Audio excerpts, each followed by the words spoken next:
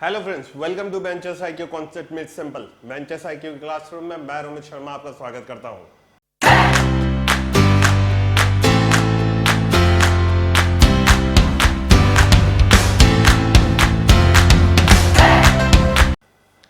जैसे कि हमने प्रीवियस वीडियो में प्रैक्टिस सेशन मिक्स का पार्ट 1 देखा था, आज भी मैं आपको प्रैक्टिस सेशन मिक्स में ही लेके चलेंगे और अपन उसका पार्ट 2 देखेंगे। आज अपन पार्ट 2 वाला वीडियो देखेंगे कि प्रैक्टिस सेशन में अपन क्या देख रहे थे। सारे टॉपिक से रिलेटेड क्वेश्चंस थे। सारे टॉपिक में हमने बहुत सारे क्वेश्चंस कर चुके हैं, अब हम आगे के क्वेश्चंस देखेंगे। तो आज का वीडियो स्टार्ट करने से पहले मैं आपको याद दिला दूं, वीडियो को लाइक शेयर और सब्सक्राइब करना ना भूलें और वीडियो के एंड तक बने रहे। तो चलिए स्टार्ट करते हैं आज का वीडियो। देखिए क्वेश्चन सबसे पहले आपकी स्क्रीन पर आ चुका है। The two diagonals of a rhombus are respectively 14 centimetre and 48 centimetre. Diagonal है रोम्बस के। याद रखिएगा जो एक रोम्बस जो होता है, ये आपका समभुज जो चतुर्भुज जो होता है, आप समबाहु चतुर्भुज आपका जो होता है, ये बेसिकली क्या होता है, इसकी चारों साइड्स बराबर होती है। ये हमेशा ध्यान रखिएगा, चारों साइड्स क्या होती है, हमेशा इसकी बराबर होती है और जो इसके डायगोनल्स होते हैं वो एक दूसरे को काटते हैं। तो अब होता क्या है, देखिए जैसे अगर फॉर एग्जाम्पल ये एक रोम्बस है, ये और ये, ठीक है, ये ए बी सी और डी, ठीक है। The two diagonals of a rhombus are 14 centimetre and 48 centimetre. तो ये एक डायगोनल है 14 सेंटीमीटर का मान लीजिए और ये मान लीजिए 48 सेंटीमीटर का। तो ये आधे आधे बटेंगे, तो ये 7 होगा, ये भी 7 होगा, ये 48 है तो ये 24 है तो ये भी 24 होगा। देखिए ये हिस्सा 24, ये हिस्सा 24, ये हिस्सा 7, ये हिस्सा 7, नॉर्मल सी बात है। चलिए नेक्स्ट देखते हैं। The perimeter of the rhombus is equal to, rhombus का पेरीमीटर निकालना है आपको। बेसिकली आपको डायगोनल्स दे रखे हैं, पहले आपको साइड निकालनी पड़ेगी, साइड से पेरीमीटर निकलेगा। याद रखिएगा पेरीमीटर क्या होता है, ये जो जिससे मिलके ये बना है ना, ये चारों भुजाएं ये जो है, इन चारों भुजाओं का योग उसका पेरीमीटर कहलाता है, परिमाप कहलाता है। ध्यान रखिएगा मेरी बात को, जो मैं कह रहा हूं, मैं आपको क्या कहना चाह रहा हूं कि ये जो साइड है प्लस ये साइड प्लस ये साइड प्लस ये साइड, ये सारी साइड्स मिलके क्या बनाती है, पेरीमीटर को बनाती है, परिमाप को बनाती है। तो इन सब का एडिशन पेरीमीटर कहलाता है। फॉर एग्जांपल अगर स्क्वायर की बात करें, मैं आपको स्क्वायर देता हूं कि इसका पेरीमीटर निकालना, तो ये चारों साइड जोड़ दो तो इसका पेरीमीटर आ गया। वैसे ही इसका रेक्टेंगल है तो ये और ये सब जोड़ दोगे तो इसका पेरीमीटर आ जाएगा। तो ये सेम चीज है। पेरीमीटर क्या होता है, जो भी उसकी जो सर्कमफ्रेंस होती है ना, जिससे वो चीज मिलके बनी है, आप क्या करो उसको जोड़ दो तो उससे क्या होगा, आपका पेरीमीटर आपके पास आ जाएगा। तो अब इसमें लगाना है, देखो ये 24 है, ये 7 है, ये 90 डिग्री का एंगल है, ये 90 डिग्री का एंगल है। तो अब देखो ये 24 है, ये 7 है, तो क्या आप ये साइड निकाल सकते हो। मेनली पाइथागोरस थ्योरम लगानी है और कुछ नहीं करना है। तो पाइथागोरस थ्योरम के हिसाब से ये तो P हो गया, ये B हो गया, तो ये H हो गई, सॉरी, H स्क्वायर बराबर P square plus B square होता है। P क्या है आपका 7, 7 का स्क्वायर, B है आपका 24, 24 का स्क्वायर यानी 49 प्लस 576, ये आता है 625। H स्क्वायर बराबर 625, तो H बराबर 25, यानी ये साइड मेरी 25 हुई। ये रोम्बस की सारी साइड्स बराबर होती है, मैंने आपको शुरुआत में बताया था सारी साइड्स बराबर। ये 25 तो ये भी 25, ये भी 25, ये भी 25, 25 25 25 25, तो 4 बार 25 यानी 100, तो पेरीमीटर 100 हो जाएगा। Answer option number 1। Option number 1 क्या हो जाएगा, आपका आंसर हो जाएगा। बहुत बेसिक और बहुत इजी सा क्वेश्चन है, एडवांस का, बहुत बार एग्जाम में आया हुआ क्वेश्चन है, इस चीज का ध्यान रखिएगा। बस दो चीजें ध्यान रखनी है। पहली चीज, ऑल साइड्स ऑफ रोम्बस समबाहु चतुर्भुज इज इक्वल। सबसे पहली बात, all sides of rhombus is equal, समबाहु चतुर्भुज की सारी साइड्स बराबर होती है। दूसरी साइड्स इसके डायगोनल एक दूसरे को इक्वल में बांटते हैं, याद रखिएगा, इक्वल में बांटते हैं 90 डिग्री पे। इस चीज का ध्यान रखना, सॉल्व हो जाएगा। चलिए नेक्स्ट क्वेश्चन देखते हैं। नेक्स्ट क्वेश्चन देखिए, नेक्स्ट क्वेश्चन क्या है हमारा, देखते हैं। देखो एक निश्चित राशि थी, उसको साधारण ब्याज पर निवेश किया गया, ठीक है। 5 साल में जितनी बढ़ती है वो 3 साल में जितनी बढ़ी उससे 5/4 गुना, ठीक है। देखो हुआ क्या कि कोई कुछ पैसे थे, मुझे नहीं पता वो पैसे कितने थे, ठीक है। तो उसने क्या कहा कि भाई जितने भी पैसे थे वो 5 साल में जितने बढ़े, ठीक है, और 3 साल में जितने बढ़े, तो 3 साल के पैसों को अगर 5/4 गुना कर लो आप, तो वो 5 साल के आपके पैसे बन जाएंगे। आपको बताना है, क्या बताना है, ब्याज की प्रतिशत दर क्या है, रेट क्या है, रेट निकालनी है। अब ध्यान दीजिएगा मेरी बात पे, अमाउंट जो होता है आपका, अमाउंट हमेशा आपका होता है प्रिंसिपल प्लस इंटरेस्ट। रकम जो आपकी बनती है वो आपकी प्रिंसिपल प्लस इंटरेस्ट को मिला के बनती है। फॉर एग्जांपल आपने किसी को 100 रुपए उधार दिए हैं, तो जब आप लेने जाओगे 100 प्लस उसका इंटरेस्ट जितना होगा वो होगा। और इंटरेस्ट जो आपका होता है वो होता है P into R into T upon 100, ठीक है। अब फॉर एग्जाम्पल तो ये फॉर्मूला क्या बन गया, principal plus P into R into T upon 100, ये आपका फॉर्मूला बन गया। क्या करूं, प्रिंसिपल को 100 मान लो, मेरी बात मानो, प्रिंसिपल को एक बार 100 मानो। तो प्रिंसिपल को जब 100 मानते हो तो क्या निकलेगा, 100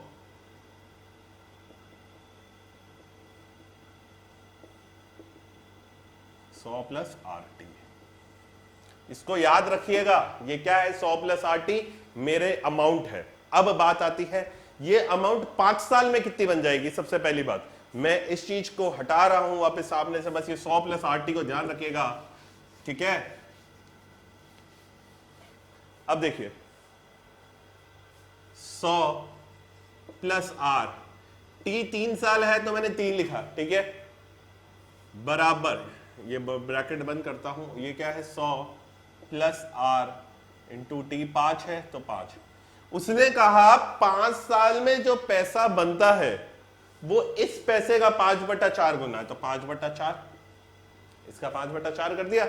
अब देखिए सॉल्व कर लीजिए, 4 को इधर, इस 5 को इधर, तो 100 प्लस 3r, ये इधर गया 400, इधर गया, ये 4 देखो इधर जाएगा तो 100 से भी गुणा होगा और यहां से भी गुणा होगा, तो 4 इंटू आर इंटू 5, और ये 5 नीचे आएगा तो इसके नीचे भी आएगा, इसके नीचे भी आएगा, 80, ये 4r बन गया। तो 100 प्लस 3r बराबर 80 प्लस 4r, ये इधर आ गया तो ये बन गया 20, ये बन गया r, तो r की वैल्यू कितनी आ गई, 20 आ गई। अब आप इसको चाहो तो बेसिक तरीके से कैसे सॉल्व कर सकते हो, प्रिंसिपल प्लस इंटरेस्ट लेके भी सॉल्व कर सकते हो, लेकिन वो बहुत परेशान करेगा, मैं पहले बता देता हूँ। इसलिए मैंने प्रिंसिपल को 100 मान के सॉल्व कर दिया ताकि आसानी से आंसर आ जाए, चाहे कुछ भी हो वैल्यू तो सेम ही आएगी। तो r बराबर 20 आ गया, आंसर आपका कितना आएगा, 20%।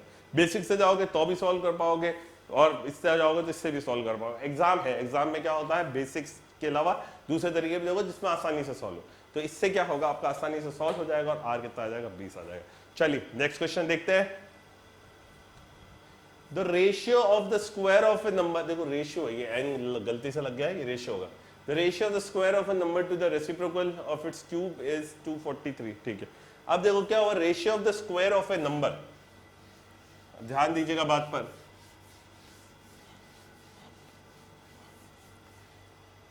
the ratio of the square of a number to the reciprocal of its cube is 243,16807. what is the number? एक नंबर थे, ठीक है, उनका स्क्वायर किया और उनके क्यूब का रेशियो लिया, मतलब स्क्वायर भी किया, क्यूब भी किया और फिर उनका रेशियो लिया, तो आपको नंबर मिला 243,16807, ठीक है। तो अब वो पूछता है कि बताओ मेरे को कि वो नंबर क्या है, ठीक है। अब ध्यान दीजिएगा बात पे, मैं मान लेता हूं नंबर मेरा x अपॉन वाई है, इसका स्क्वायर नॉर्मल। अब इसका रेसिप्रोकल क्या होगा, y बाय एक्स। पिछले वीडियो के फर्स्ट क्वेश्चन में जब मैंने पार्ट 1 लिया था उसमें रेसिप्रोकल बताया था उल्टा, तो इसका क्यूब, उसने क्या कहा, the ratio of the square of a number, ठीक है, उसने कहा इसका, तो ratio of the square of a number हुआ x square upon y square, upon में क्या आ जाएगा, y cube upon x cube. इसको सॉल्व करिए, देखिए ये यहां चला जाएगा, ये यहां चला जाएगा, तो ये मेरा x की पावर 5 अपॉन y की पावर 5 बराबर, देखो क्वेश्चन में क्या दे रखा है, ये इतना बन गया 243,16807, तो 243,16807 ये आ गया। अब आपको देखना, देखो x की पावर 5 है, x की पावर 5 का मतलब अगर जब ये पावर हटेगी तो यहाँ पे रूट बनेगा 5 का, ठीक है, तो उसमें क्या होगा 243 बना। देखो ऐसा कौन सा नंबर है जिसको 5 बार मल्टीप्लाई करने पे 243 बनता है, तो आप अगर चेक करोगे तो वो बनेगा 3 और इसका आएगा 7, तो आंसर क्या आ गया 3/7। वो नंबर क्या है 3/7, आपका आंसर क्या है 3/7। नॉर्मल सा क्वेश्चन है, बहुत इजी सा क्वेश्चन है। देखो अब आप कहोगे सर आपको कैसे पता 243, देखो एंड में 3 आ रहा है, एंड में क्या आ रहा है 3 आ रहा है। अब आप कोशिश करो, अब आप इसको मल्टीप्लाई करके देखो, कोई सा भी नंबर, देखो 2 को देखो 2 2 4, ठीक है, वापस यूज अगर तो 8 आता है एंड में, ठीक है, वापस अगर करोगे तो 16 6 आ जाएगा एंड में, यूनिट डिजिट 6 आ जाएगी। तो ऐसे करके चेक करो कौन से नंबर के एंड में आपको 3 मिलता है, तो 243 में आपको 3 मिलेगा, उसी तरीके से 16807 पावर 5 है, तो अब इसमें चेक करो कि 7 कब कब आता है। देखो 4 में आप चेक नहीं कर सकते, 5 6 7 हमेशा 7 में आता है। देखो 7 7 49, फिर 9 7 63, फिर 7 3 21, ठीक है, फिर वापस 7 से करते हो तो वापस 1 का 7 7 उधर ही बनता है, तो इसलिए मेरे को पता था ये 7 बन जाएगा। तो ये पर्टिकुलर क्या हो गया 3/7, आपका आंसर कितना हो जाएगा 3/7। बहुत इजी क्वेश्चन और बहुत अच्छा क्वेश्चन है, एग्जाम में आया हुआ। चलिए नेक्स्ट क्वेश्चन देखते हैं। What is the value of cosec square 30 degree, sin square 45 degree, sec square. इस क्वेश्चन के लिए सिर्फ आपको टेबल आनी चाहिए, बेसिक बहुत ही लेवल ऑफ क्वेश्चन है, बेसिक लेवल ऑफ क्वेश्चन है, सिर्फ टेबल आनी चाहिए। ट्रिग्नोमेट्री टेबल, टी रेशियो की पूरी टेबल आपको याद होनी चाहिए।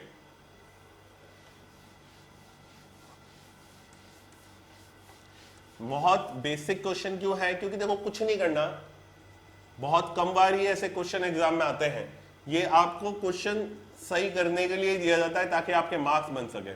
Sign square 45 degree, sec square 60 degree plus tan square 30 degree. कुछ नहीं करना है, टेबल देखो, टेबल में cosec 30 की वैल्यू क्या है वो देखो, वो रख दो, sin 45 रख दो, sec 60 रख दो, tan 30 रख दो, सॉल्व कर लो, आपका आंसर आपके पास आएगा। सबसे पहली बात, एक चीज जो बच्चे गलती करते हैं, cosec 30 sin 45, अब देखो sin 45 की वैल्यू होती है 1/√2, लेकिन यहाँ पे स्क्वायर है, तो जब स्क्वायर रखोगे तो इसको 1/2, देखो 1/√2 का स्क्वायर, तो ये कितना होगा 1/2, तो इसलिए यहाँ पे 1/2 है। इसी तरीके से जो भी sec 60 की वैल्यू उसका स्क्वायर करो, tan 30 का स्क्वायर करो, cosec 30 का स्क्वायर करो और इसको रखो, सॉल्व करो, बताओ मुझे आंसर क्या है कमेंट्स में। बताना जरूर कि कमेंट सेक्शन में आंसर क्या है, क्योंकि मेरा खुद का भी नहीं आया, तो आप मेरे को बताओगे कि कमेंट सेक्शन में इसका आंसर क्या है। चलिए नेक्स्ट क्वेश्चन देखते हैं। फॉर 0 डिग्री टू थीटा की वैल्यू 0 डिग्री और 90 डिग्री के बीच में है, ठीक है। What is theta when √3 cosec theta plus sin theta equals to 1। अब मैं आपको एक बात बता दूं, मैं इसको कोई जनरल बंदर तरीके से नहीं करूंगा। क्यों नहीं करूंगा? क्योंकि जब वो एंगल का ऑप्शन दे रखा है 0 30 45 60, थीटा की जगह देख लो, कोई भी ऑप्शन रखो और देखो कि 1 किस में आता है, वही आपका आंसर हो जाएगा। ऑप्शन में क्या रखना है, ऑप्शन की वैल्यूज रखनी है थीटा की जगह बस, और उसको सॉल्व करना है। देखते हैं क्वेश्चन क्या है हमारा। √3 cosec theta plus sin theta बराबर 1। अब एक बात नोटिस करिए, कब 1 हो सकता है। सबसे पहले तो ये सोचो, जब या तो ये पूरी वैल्यू 0 हो जाए, ठीक है, और यहां पे ये cosec थीटा है, cosec थीटा की ऐसी कौन सी वैल्यू रखी जाए कि ये 1/√3 बने और इसको कैंसिल कर ले, ठीक है। एक तो ये कंडीशन। दूसरी कंडीशन क्या है कि ये पूरी वैल्यू 0 हो जाए और ये 1 हो जाए, तब नॉर्मल सी बात है, नॉर्मल सा क्वेश्चन है। अब बात आती है कि सर कैसे चेक करूं कि कौन सी वैल्यू कब 0 होती है कब 1 होती है, मुझे क्या पता, ठीक है। टेबल देखो, टेबल के ऊपर जाओ, जब टेबल आप चेक करोगे तो sin थीटा 90 पे 1 हो जाता है, sin थीटा 90 पे 1 होता है।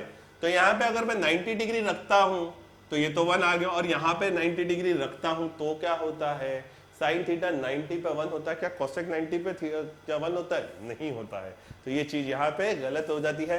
तो ये 0 और 1 को सेटिस्फाई कर रहा है, तो ये पूरा के पूरा 90 पे 0 बनेगा, तो ये 90 पे 1 बन गया। आंसर क्या है, फोर्थ ऑप्शन 90 डिग्री। बहुत ही इजी क्वेश्चन है, बहुत ज्यादा इजी क्वेश्चन था। आराम से ऐसे क्वेश्चन एग्जाम में आते हैं, बस वैल्यू उठाओ, ऑप्शन चेक कर लो। कितनी बार ऑप्शन डायरेक्ट आते हैं, डायरेक्ट क्वेश्चन होते हैं, ऑप्शन उठा के चेक कर लेना, डायरेक्ट आंसर आ जाएगा, ठीक है। चलिए नेक्स्ट क्वेश्चन देखते हैं। An article having marked price rupees 900 was sold for rupees 648 after 2 successive discount. The first discount was 20%. What was the percentage rate of second discount? देखिए अब ध्यान दीजिएगा बात पे, बहुत है तो इजी क्वेश्चन ही। एक फॉर्मूला सिखाऊंगा मैं इसके लिए आपको, और वही फॉर्मूला आप एग्जाम में अप्लाई करेंगे ताकि आपका डायरेक्ट आंसर आ सके। चलिए देखिए क्वेश्चन फॉर्मूला क्या है मेरा, देखिए जो भी सेलिंग प्राइस होती है वो हमेशा बराबर होती है mark price into 100 minus discount D1 upon 100 into 100 minus D2 upon 100। D1 D2 आपको पता है, ठीक है। अब देखिए क्वेश्चन में क्या है, an article having market price 900 900 was sold for rupees 648 after 2 successive discounts. The first discount was 20%, 20 रखते ही 80 अपॉन 100, सेकेंड क्या है 100 माइनस D2 अपॉन 100। नॉर्मल सा क्वेश्चन है। अब देखिए इसको सॉल्व कर लीजिए बस, और कुछ मत करिए। 1 2 1 और 2, नॉर्मल सी बात, ठीक है। अब 20 की टेबल में 4 बार, 20 की टेबल में 5 बार। अब ये 5 नीचे है, ये तो इधर गुणा हो जाएगा, और ये 9 इंटू 4 नीचे आ गया, 9 इंटू 4 नीचे आ गया। 9 1 जा 9, 9 7 जा 63, 9 2 जा 18, 4 1 जा 4, 4 1 जा 4, 32, 4 8 जा 32, 18 5 जा 90 आ गया। ये यहाँ से 90 दिया, 100 माइनस ऑफ D2, तो D2 की वैल्यू यहाँ से कितनी आ जाएगी, यहाँ ये यहाँ, तो D2 आ गया 10, यानी 10%। थर्ड ऑप्शन 10 आपका करेक्ट आंसर है। नॉर्मल सा क्वेश्चन था, ये फॉर्मूला हमेशा काम आएगा आपके इसमें, याद रखिएगा। डिस्काउंट कभी 1 दे रखा हो 2 पूछ ले, या कभी 2 दे रखा होगा 1 पूछ लेगा, कभी दोनों दे रखे हैं, एसपी दे रखी है एमपी पूछ लेगा, कभी एमपी और ये दे रखा है एसपी पूछ ले, तो डायरेक्ट इसको लगाओ और आंसर निकालो। नॉर्मल सा क्वेश्चन बहुत इजी तरीके से हो जाएगा। नेक्स्ट क्वेश्चन देखिए, सिंप्लीफिकेशन का क्वेश्चन है, the simplified value of 5/4 of 7/3 of this. चलिए देखते हैं किस तरीके से ये क्वेश्चन सॉल्व होगा। याद रखिएगा सिंप्लीफिकेशन का जो क्वेश्चन होता है वो हमेशा गलती कराने वाला क्वेश्चन होता है। क्यों होता है गलती कराने वाला क्वेश्चन? क्योंकि होता तो इजी है, लेकिन होता क्या है कि इसमें गलतियां हो जाती है, हम ओवर कॉन्फिडेंट हो जाते हैं। तो बहुत ही आराम से क्वेश्चन सॉल्व करिएगा सिंप्लीफिकेशन का। तो क्या कह रहा है, 5/4 ऑफ लगाते ही आप मल्टीप्लाई लगा दो, ठीक है। 7/3 जैसे ही मुझे कहीं पे डिवाइड दिखता है मैं उधर मल्टीप्लाई लगाता हूं और आगे वाली डिजिट को उल्टा कर देता हूं। तो मल्टीप्लाई 7/5 है तो 5/7 मैंने उल्टा कर दिया बस, और कुछ नहीं किया आगे वाली डिजिट। माइनस 17/12 बंद, प्लस 1/9।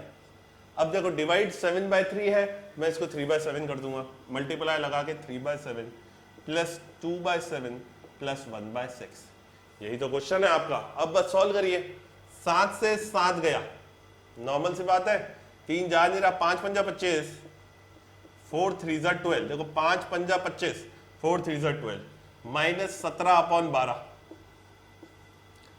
प्लस 1/9। देखो अब ये देखो 3 1 जा 3, 3 3 जा, ठीक है। तो 7 3 जा 21 प्लस 2/7 प्लस 1/6, 17/12 तो 5 8, 8/12 प्लस 1/21 प्लस 7 2/7 प्लस 1/6, नॉर्मल है। अब देखो 12 21 7 और 6, अब आप इसको सॉल्व कर सकते हो। एलसीएम लेना, बेसिक नॉर्मल मेथड से एक एलसीएम ले लीजिए। एलसीएम लेके इसको अपन सॉल्व करेंगे कि क्या चीज कॉमन आती है।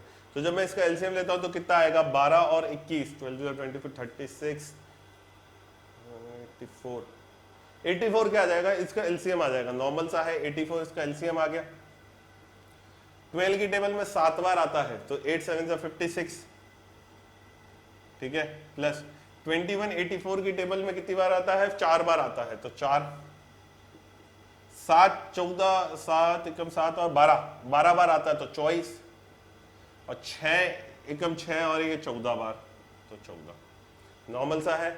अब आप इसको जोड़ लीजिए, 56 और 4 60 और 24 84, 84 और 14 84 और अपना 14 हो गया 98, तो ये बन गया 98/84, नॉर्मल सी बात है। अब आप इसको जब सॉल्व करेंगे तो आप इसको किससे काटोगे, 4 से 2 से कर लेते हैं, तो 2 4 जा 8 49 और ये बना 42, तो 7 7 जा 49 7 6 जा, तो 7/6 आपका आंसर, यानी fourth option is your right answer, 7/6 is your right answer. Normal सा क्वेश्चन था, बहुत ही इजी सा क्वेश्चन है। एग्जाम में थोड़ा स्पीड से करना, मेरे को समझाना होता है इसलिए मैं धीरे धीरे कर रहा हूँ, आप एग्जाम में स्पीड से कर सकते हो। नॉर्मल सा क्वेश्चन था, बहुत इजी सा क्वेश्चन। नेक्स्ट क्वेश्चन देखिए, 3x + 1, ये एल्जेब्रा से रिलेटेड क्वेश्चन है। एल्जेब्रा का क्वेश्चन आ गया अब आपके सामने। देखिए डिफरेंट वेराइटी ऑफ क्वेश्चंस देख रहे हैं अपन, हर एक क्वेश्चन अलग अलग टॉपिक का है, हर एक क्वेश्चन अलग अलग टाइप का है, ठीक है। तो क्वेश्चन का अगर आपने टॉपिक नहीं पढ़ रखा है तब भी उसे समझने की कोशिश करिए, क्वेश्चन हो कैसे रहा है, ठीक है, किस तरीके के क्वेश्चन के टॉपिक में हम क्या क्या चीजें पढ़ेंगे। ये क्वेश्चन आपके सामने है, ये क्वेश्चन बहुत इजी सा क्वेश्चन है, देखते हैं। इससे सबसे पहले अपन एक बात याद रखिएगा, a³ + b³ + c³ - 3abc हमेशा 0 के बराबर है, होता है जब a + b + c 0 हो जाए। याद रखिएगा, a³ + b³ + c³ - 3abc कब 0 के बराबर होता है, जब a + b + c हमेशा 0 के बराबर होता है। तो अब इस क्वेश्चन में मैं इसी चीज को इसमें कन्वर्ट करूंगा पहले और फिर उसके बाद में देखूंगा। चलो देखते हैं।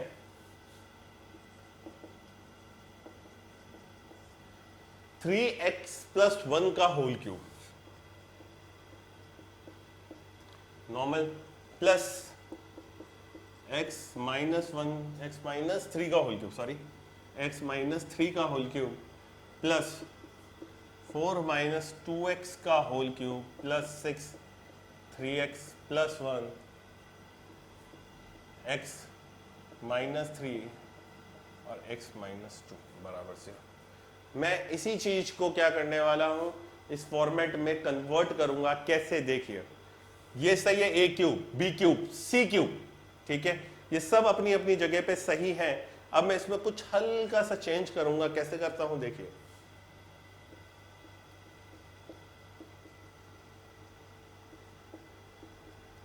ठीक है। अब देखो एक बार इसको देखो, 4 - 2x है यहां पे, लेकिन x - 2 ही है, सिर्फ x - 2 ही है। मैं इस 6 को चेंज करूंगा। देखो कैसे, ये जो 6 है ये 3 × 2 होता है, ये बात आपको पता है। मैं क्या करता हूं, इस 2 को इधर गुणा कर दूंगा, इस 2 को सिर्फ इस मल्टीप्लाई कर दूंगा इस चीज से, 2 को सिर्फ मल्टीप्लाई कर दूंगा इस चीज से। तो जो ये 2 है मेरा, पहले मैं एक बार इसको इस तरीके से लिखता हूं ताकि आपको समझ में आ जाए मैंने क्या किया। अब मैं इस 2 को इससे गुणा कर दूंगा सिर्फ, तो अब देखिए होगा क्या।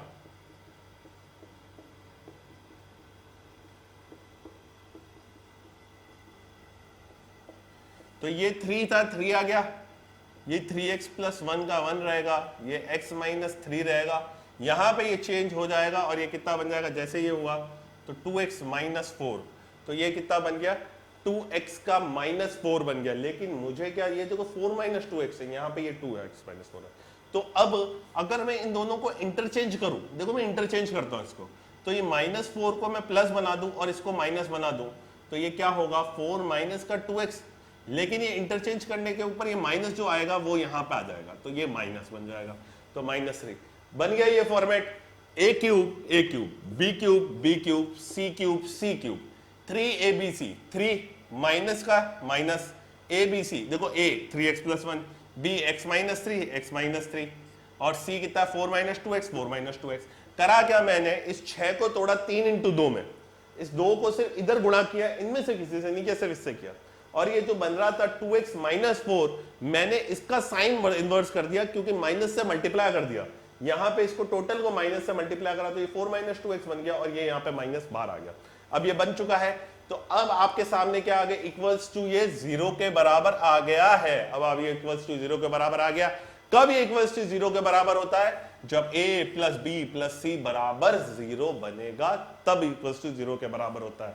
तो अब मैं कर सकता हूं, मेरे को x की वैल्यू निकालनी है, तो a क्या है आपका 3x + 1, b क्या है आपका, b है x - 3 और c क्या है आपका 4 - का 2x बराबर 0। अब सॉल्व कर लीजिए, 3x + x 4x माइनस का 2x 1 और 4 4 और 1 5 -3 माइनस का 2 बराबर 0। देखिए मैंने क्या किया है, वापस ध्यान दीजिए, 3x + 1 अपना a है, b कितना है x - 3, c कितना है 4 - 2x, मैंने यहाँ पे रख दिया और इक्वल्स टू 0 कर दिया क्योंकि मैं इसको फॉलो कर रहा हूँ। तो 3x + 1, तो 3x और x तो 4x, ठीक है, 4x में से जब 2x गया तो कितना बचा, 2x बचा। उसी तरीके से 1 प्लस का है ये, और ये यहाँ पे 4 कितना है प्लस का, तो 4 और 1 5, ठीक है, और 5 में से जब 3 जाता है, 5 में से जब 3 जाता है तो 2 बचता है, तो 5 में से 3 गया तो 2 बचा, ये सॉरी प्लस का होगा, 4 और 1 5, 5 में से 3 गया तो 2, तो 2x, तो x की वैल्यू कितनी आ गई, माइनस का 2, x बराबर -1, x बराबर -1, यानी second option is your right answer. Normal सा क्वेश्चन था, बहुत आसानी से सॉल्व हुआ है, बस ये आइडेंटिटी याद रखनी है, एक तो मेन ये है और दूसरी ये है, इन दोनों का यूज करके ही मैंने यहाँ पे इसको यूज कर सका हूँ। पहले मैंने प्रूव किया है कि ये 0 के बराबर बना है, मेरे को समझ में आ गया कि हाँ ये 0 के बराबर बन सकता है। याद रखिएगा, अगर ये 0 के बराबर नहीं बनता तो मैं ये नहीं लगा सकता होता। मैंने पहले ट्राई किया इसको 0 के बराबर बनाने का, ऐसा नहीं कि आपको लग रहा है कि सर डायरेक्ट यूज कर लेते, नहीं कर सकता, क्योंकि मैंने पे को 0 के बराबर बनाना पड़ेगा। 0 के बराबर बनाया, फिर मैंने a की जगह 3x + 1, b की जगह x - 3 और c की जगह 4 - 2x को रखा है। तो 3x और ये x, 4x में से 2x गया 2x, तो 4 और 1 5, 5 में से 3 गए 2, तो x की वैल्यू गई -1, x की value -1। Second option is your right answer. बहुत ही अच्छा क्वेश्चन है, एग्जाम में आया हुआ क्वेश्चन है, देखिएगा, सॉल्व करिएगा, वापस ट्राई करना। चलिए नेक्स्ट क्वेश्चन देखते हैं। The platform of a station 400 meter long starts exactly where the last span of the bridge। देखिए क्वेश्चन पढ़िए, सबसे पहले तो क्वेश्चन सही होना चाहिए, क्वेश्चन समझ में आना चाहिए, फिर देखें क्वेश्चन क्या कह रहा है कि एक ट्रेन है, ठीक है, वो कहीं पे चल रही है, एक प्लेटफॉर्म पे चल रही है और एक ब्रिज पे चलती है। वो क्या कहता है, जो प्लेटफॉर्म है ना ब्रिज का, वो जस्ट स्टार्ट होता है जैसे ही ब्रिज खत्म होता है, ठीक है, and traveling at the speed of 72 kilometre per our, ठीक है, starting point of the span of the, आपको पूरा टाइम बताना है कि प्लेटफॉर्म और उसको क्रॉस करने में उससे कितना टाइम लगा। अब ध्यान दीजिए बात पर।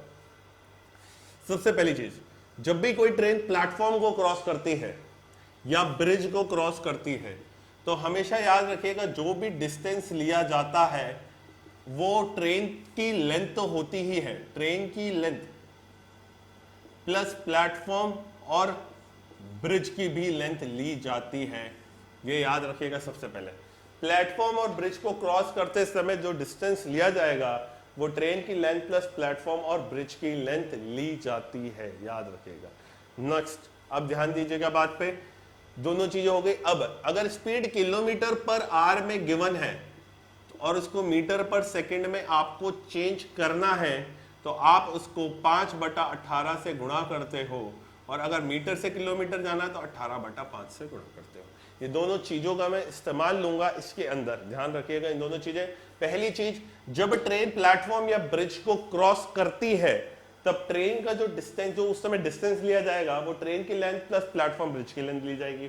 दूसरा, किलोमीटर से मीटर पर सेकंड में स्पीड चेंज करनी है तो 5/18, मीटर से किलोमीटर जाना है तो 18/5। ये दो चीजें मेन इंपॉर्टेंट है, ठीक है, इस क्वेश्चन को सॉल्व करने के लिए। एक और चीज, अब आप कहोगे कि सर अगर ट्रेन को क्रॉस करे, जब ट्रेन को क्रॉस करती है तो याद रखिएगा इस समय जो डिस्टेंस लिया जाता है ट्रेन ए का लेंथ प्लस बी की लेंथ, ट्रेन बी की लेंथ दोनों ली जाएगी, लेकिन स्पीड डिसाइड होगी कि दोनों ट्रेनें किस तरीके से आ रही है। अगर दोनों ट्रेनें एक दूसरे की तरफ आती है तो स्पीड जुड़ती है, और दोनों ट्रेनें अगर एक दूसरे से दूर जा रही है तो स्पीड माइनस होती है, ध्यान रखिएगा, याद रखिएगा। दोनों ट्रेनें अगर इस तरीके से आती है, आमने सामने आ रही है तो स्पीड जुड़ेगी, लेकिन अगर दूर जा रही है दोनों एक दूसरे तो स्पीड माइनस होती है। प्लेटफॉर्म और ब्रिज के केस में कोई स्पीड का रोल नहीं होता, स्पीड वही होगी जो ट्रेन की स्पीड होगी। दोनों चीजें आप ध्यान रखिएगा। अब क्वेश्चन पे चलते हैं, क्वेश्चन को कैसे सॉल्व करना है ध्यान दीजिए।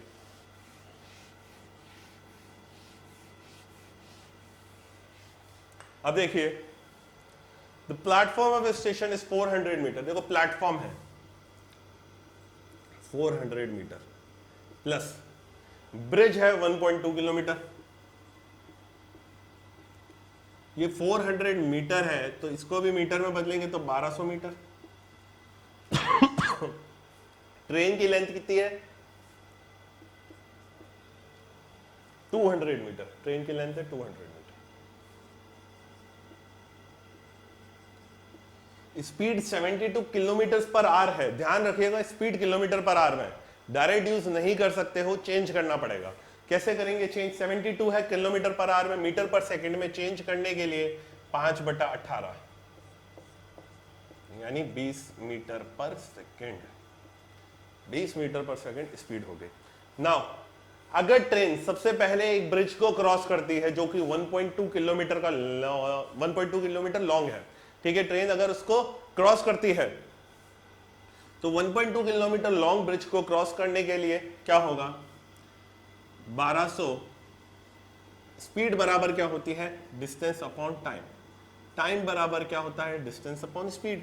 इस केस में जब वो ब्रिज को क्रॉस कर रही है, बात ध्यान रखिएगा, मैं मोटे मोटे तौर पे बोल रहा हूं, जब ट्रेन ब्रिज को क्रॉस कर रही है तो ब्रिज की लेंथ तो होगी, मैंने पहले अभी बताया था, ब्रिज की लेंथ प्लस ट्रेन की लेंथ अपॉन स्पीड किसकी लेंगे? ट्रेन की, जो कि कितनी है? 20। 1200 और ये कितना हुआ? 1400 बटा 20 यानी 70, यानी 70 सेकंड। ट्रेन ब्रिज को क्रॉस करने में 70 सेकंड लगाएगी। उसी तरीके से ट्रेन जब प्लेटफॉर्म को क्रॉस करेगी तो कितना होगा? 400 प्लस 200 अपॉन 20, तो ये कितना हुआ 600 अपॉन 20, तो ये 30, प्लेटफॉर्म को क्रॉस करने में 30, तो टोटल टाइम कितना लगा 100 सेकंड, 100 सेकंड टोटल टाइम लगा, लेकिन आंसर मिनट में पूछा है, मिनट में चेंज कर लीजिए, 65/3 यानी 3 1 3 20 3 6 1.6, आपका आंसर कितना है, C option, third option 1.6 minutes आपका क्या हो जाएगा, आंसर हो जाएगा। बहुत ही इजी और बहुत अच्छा क्वेश्चन है, ट्रेन और टाइम डिस्टेंस का बहुत बेसिक कंसेप्ट है जो आपको आना चाहिए। मैंने कोशिश करी आपको समझाने की, कहीं पे भी कोई प्रॉब्लम हो प्लीज मेरे को कमेंट सेक्शन में जरूर बताइएगा। तो अभी अपन ने जो ट्रेन का क्वेश्चन देखा, ये क्वेश्चन बहुत ही अच्छा था, बहुत ही बेसिक लेवल ऑफ क्वेश्चन है, एग्जाम में बहुत बार आ चुका है, तो इसलिए इसकी प्रैक्टिस करना जरूरी है, कंसेप्ट बहुत इंपॉर्टेंट है। आगे मैं आपके लिए और इस टाइप के क्वेश्चंस लेके आता रहूंगा जो कि बहुत ही अच्छे अच्छे क्वेश्चंस होंगे, एग्जाम में आए हुए क्वेश्चंस होंगे। ये जो भी आज मैंने क्वेश्चंस करवाए हैं इनकी प्रैक्टिस करिए, जितने भी क्वेश्चंस करा रहा हूँ सबकी प्रैक्टिस करिए, बहुत ही ईजी लेवल ऑफ क्वेश्चन है। मैं आपसे बस यही चाहूंगा कि आप प्रैक्टिस करो, कहीं कोई इश्यू होता है तो प्लीज मुझे फेसबुक पे आप ज्वाइन कर सकते हो, आप मुझे मेल कर सकते हो, आप मुझे कमेंट सेक्शन में बता दो, हमारा कमेंट सेक्शन ओपन है, तो कमेंट सेक्शन में बताइएगा, तो और भी हम बहुत सारी चीजें नई नई इंट्रोड्यूस करते रहेंगे और चीजों को और अच्छे से एक्सप्लेन कर सकेंगे, ताकि हमें भी पता चले आप कितनी प्रैक्टिस कर रहे हो और कोई प्रॉब्लम है तो हमें भी बता रहे हो। तो प्लीज प्लीज प्लीज इस चीज को फॉलो करिएगा। इसी चीज के साथ मैं आपके साथ अलविदा चाहता हूँ। Thank you.